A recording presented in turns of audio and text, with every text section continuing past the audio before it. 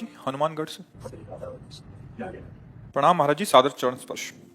महाराज जी, आजकल मीडिया और social media में तरह तरह के गलत विचारों और पाखंड का चलन सा हो गया है कि पूजा पाठ ऐसे करो, ये पूजा पाठ का सही तरीका नहीं है, आप ऐसे करें, ये सही तरीका है। और चैनल और लोगों की अलग अलग विचारधाराएं, जिससे कि भ्रम पैदा होता है क्या सही है और क्या गलत है। और सबसे बड़ा धर्म संकट जब पैदा होता है, माता पिता इन सब कामों को करने का को कहते हैं कि सही मार्ग तो भजन मार्ग, भगवत मार्ग है। तो इस धर्म संकट की स्थिति में क्या करें, कैसे इसका सामना करें कि इनको पता लग गया कि भजन सही है, बट माता पिता या रिश्तेदार कह रहे हैं कि ऐसा करो, यहाँ चढ़ाओ, यहाँ। इसमें किसी की सलाह नहीं मानी जाती। जाके प्रिय न राम वै देही, तजिए ताहि कोटि बैरि समझद्य परम शनेही। तजेव पिता प्रहलाद, विभीषण बंधु भरत महतारी, गुरुबल तजेव कंत ब्रज बनितन भेमुद मंगलकारी। देखो भैया, अंतर से जब भगवदानंद की अनुभूति नहीं होती, फिर लोग नाटक करने लगते हैं, क्योंकि जिस मार्ग में चले उसमें तो चल नहीं पाए। अंदर के माल खजाना का पता चला नहीं, तो बचा बाहरी सुख। अब उसके लिए नौटंकी नाटक शुरू हो जाता है। अब ये बात तुम्हारी बुद्धि के परे की बात है, तो तुम जान पाते नहीं हो। ऐसे ऐसे बातें बोली जाती हैं, ऐसे ऐसे कि बहुत गुस्सा लगती है कि यार तुम अपना भी नाश कर रहे हो और अनुगामियों का भी नाश कर रहे हो। तुम्हारी पता कौन सी दुर्गति तुम्हें होगी। आप गए और औरों घालें जो को शत मार्ग प्रतिपालें। हम बैठे प्रवचन कर रहे हैं, तो आपके अंदर आस्था और श्रद्धा है।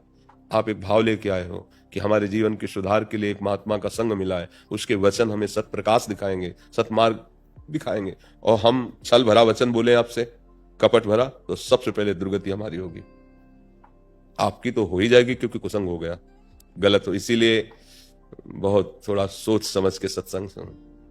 पहले किसी भी सत्संग में जाए, दूर बैठ के सुने कई बार, आचरण देखे, व्यवहार देखे, खूब अंदर से बाहर से टटोल ले कि हाँ बात केवल हरि की है, तो फिर बैठे, नहीं तो दूर रहे।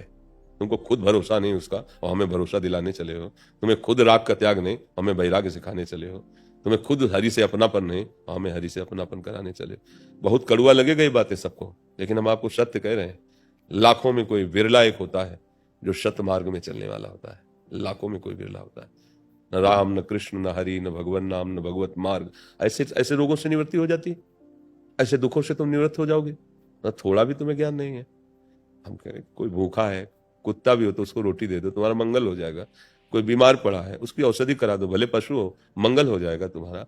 जैसे बने राम कृष्ण हरि नाम लो, तुम्हारा मंगल हो जाएगा। इन सब झूठे बकवासों से कुछ नहीं होने वाला है, कुछ नहीं।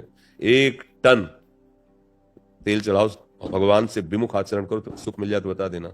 और 1 बूंद मत चढ़ाओ, राम राम राम राम राम, कृष्ण कृष्ण कृष्ण कृष्ण, और कोई तुम्हारा बिगाड़ दे तो मैं बता देना कि तुम्हें समझे में नहीं आ रहा है। ये सब भगवान के पार्षद हैं, जितने नवग्रह आदि हैं। जब आप भगवान से विमुख रहोगे, गंदे आचरण करोगे, तो चाहे जो कुछ करोगे तुम्हारा नाश ही करेंगे। और सही ढंग से चलोगे तो चाहे जितना बुरे स्थान पे बैठे होंगे, कुछ नहीं बिगाड़ सकते। जो पे कृष्ण चरण मन अर्पित तो करी है का नवग्रह रंग। तो अच्छा, महीना 2 महीना 4 महीना मंत्र जप लिए। हम इसीलिए तुम्हें ठोक के छाती की बात कहते हैं कि बचपन से ईमानदारी से चले हैं। इतना भी कहीं भगवत कृपा से कोई ड्रामेबाजी नहीं रही, और रात दिन मंत्र जपते रहे हैं। और हालत आप देख रहे हो हमारी। लेकिन हमारा लक्ष्य रहा है भगवत प्राप्ति, भगवान को प्राप्त करना। 2-4 महीने मंत्र जप ले, स्मशान में तो भूत सिद्ध हो जाता है। 10-5 वर्ष ऐसे अच्छे से करे तो यक्ष यक्षणी ये सब सिद्ध हो जाती है। जो क्या बोल रहे हो, क्या सुन रहे हो, क्या देख रहे हो, लाखों कोस दूर की बात बता सकते हैं।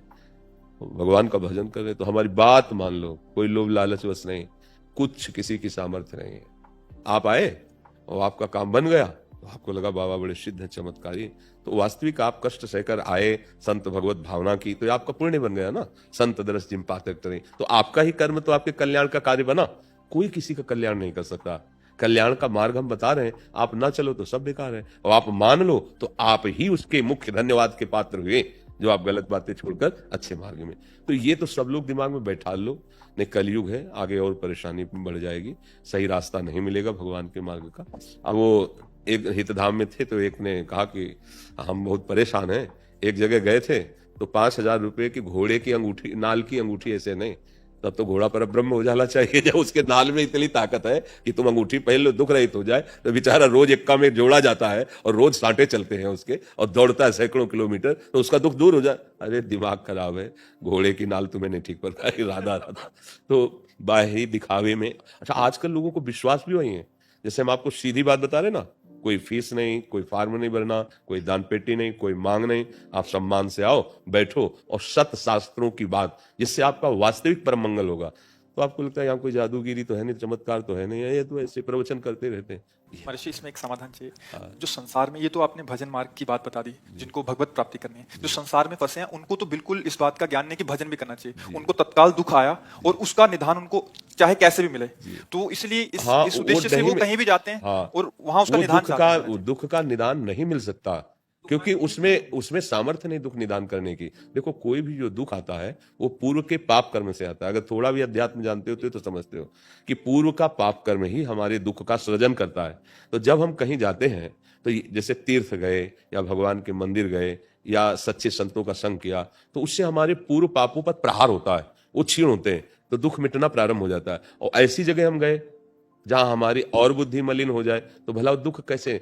अब हो सकता है ऐसा संयोग कि आज 12 बजे से आपका वो दुख संपन्न होने वाला है और आप सुबह आप पहुंच गए और उनका जाओ ठीक हो जाओगे और आप ठीक हो गए। अब आपका विश्वास हो जाएगा कि अमुक व्यक्ति ने ठीक किया, बकाया ऐसा नहीं था। अगर 12 बजे तक तुम वहां नहीं पहुंचते तो अपने आप ठीक हो जाते, क्योंकि वो क्रम चल रहा है उसका। कोई किसी को दुखी या सुखी नहीं कर सकता, हमारे कर्म ही हमको सुखी दुखी करते। इसमें पक्का समझ लो, चाहे जहां भाग के चले जाओ। अगर एक व्यक्ति हमको ऐसा लाओ कि एक बार आशीर्वाद देने के बाद पूरा जीवन हो गया, उसने कभी दुख का मुंह नहीं देखा, कहीं से भी किसी का भी अनुयायी हो, एक व्यक्ति लाओ, तत्कालिक घटना, तत्कालिक वर्तमान दुख का शमन, तुक्का पुण्य का नहीं, एक आदमी हमें ले आओ पूरी सृष्टि में कि ये उनका आदमी है और जिस दिन से आशीर्वाद दिया बस करोड़पति बनता चला गया, सारी सुख सुविधाएं चरण चूम रही हैं। और कभी ये तो सब बहुत छोटी बात है। भगवान के अवतार दत्तात्रेय जी हैं, आपने सुना है? स्वयं भगवान के अवतार हैं दत्तात्रेय जी, और अवधूतों के गुरु हैं, परमहंसों के अवधूतों के गुरु हैं। और आराधना की शास्त्राबाहु अर्जुन है वंशी, आराधना करके प्रसन्न कर लिया और उनकी प्रसन्नता से उसको बहुत सी सिद्धियां प्राप्त हुई कि अब वो 88,000 वर्ष तक जवान रहकर विषयों का भोग किया। 88,000 वर्ष तक कोई भी वैभव उसके ऐश्वर्य की कमी नहीं थी, और बुद्धि भ्रष्ट हो गई, जमदग्नि जी का अपराध कर दिया, परशुराम के पिता, यहां तक कि हुआ क्या, सर्वनाश कर दिया। उन्हीं भगवान ने जो दत्तात्रेय जी के रूप में थे, वही परशुराम भगवान के ही तो अवतार है ना। कहा ललकार ललकार के पूरे वंश को काट काट के ऐसे पहाड़ लगा दिए उनके। आप समझो, दत्तात्रेय जी जैसे महायोगी का अवधूत का संग करके वो विषयी बना रहा, वो इतना नीच हरकत कर गया कि ब्रह्म ऋषि की हत्या कर दी। अब समझना पड़ेगा, दुख निवृत्ति सिद्धियों से भी नहीं होती, दुख निवृत्ति एकमात्र भगवान की प्राप्ति से होती है। जैसे केवट जब भगवान के चरण धो रहा है ना, तो भगवान बाद में देते हैं ना कुछ, तो कह रहा अब कछनाथ न चाहिए, अति आनंद उमगी अनुरागा, चरण सरोज पखारन लगा। तुम्हें तकलीफ है, शारीरिक समस्या है, डॉक्टर के पास जाओ, क्योंकि वो भी प्रायश्चित होता है। पैसे देते हो, जाना होता है, दवाई खानी होती है, ऑपरेशन कराना होता है, जो पाप का प्रायश्चित हो रहा है, आप उसमें ठीक हो जाओगे, उसमें कोई संशय की बात नहीं। पर ये जो जादू टोना है, ये जो भस्म राख, और इससे नहीं होना, हमारी बात मान लो। हाँ, खूब अच्छे से, मतलब अपने लोग क्या है, पूरा जीवन इसी में व्यतीत किया है ना। अच्छा, आप सब घर के हो, अगर छल कपट वाली भाषा हो तो बात अलग, हमारी आत्मा हो आप, अगर आप सही ढंग से चलोगे तो वास्तविक तुम्हें दुख सहने की सामर्थ्य आ जाएगी और तुम भगवत प्राप्ति के योग्य हो जाओगे। तो ये कलयुग का कुछ ऐसा आगे समय भी आएगा और बढ़कर कि सत्य बात बोल नहीं सकते, सत्य बात कोई सुनने के लिए तैयार नहीं होगा, क्योंकि सत्य मार्ग में चलने की क्षमता ही नहीं रह गई है।